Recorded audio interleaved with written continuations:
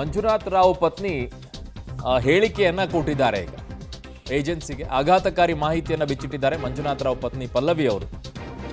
ನನ್ನ ಪತಿ ಬೇಲ್ಪುರಿಯನ್ನ ತಿಂತಾ ಇದ್ರು, ಈ ವೇಳೆ ಉಗ್ರರಿಂದ ಗುಂಡಿನ ದಾಳಿ ಆಗಿದೆ ಅಂತ ಹೇಳಿ ಅವರು ಮಾತನಾಡಿದ್ದಾರೆ. ಇನ್ನು ಯಾವ ಧರ್ಮಕ್ಕೆ ಸೇರಿದವನು ಅಂತೆಲ್ಲ ಕೇಳಿದಾರಂತೆ. ನೀನು ಹಿಂದೂನ, ಯಾವ ಧರ್ಮಕ್ಕೆ ಸೇರಿದ್ದೀಯಾ ನೀನು?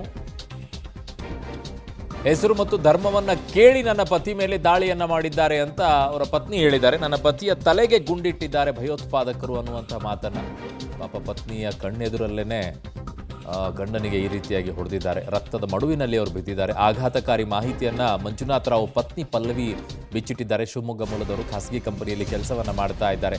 ಬೇಲ್ಪುರಿ ತಿಂತಾ ಇದ್ದಂಥ ಸಂದರ್ಭದಲ್ಲಿ ಉಗ್ರರು ಬರ್ತಾರೆ, ಬಂದು ಯಾವ ಧರ್ಮಕ್ಕೆ ಸೇರಿದೆಯಾ ನೀನು ಅಂತ ಕೇಳಿ ಅದಾದ ನಂತರ ತಲೆಗೆ ಗುಂಡಿಟ್ಟು ಹೊಡಿತಾರೆ ಅಂತ ಹೇಳಿ ಯಾವ ರೀತಿಯಾದಂಥ ಮನಸ್ಥಿತಿ ಇದೆ ಅಂತ ನೋಡಿ, ಮಾನಸಿಕತೆ ಹೇಗಿದೆ ಅಂತ ಹೇಳಿ.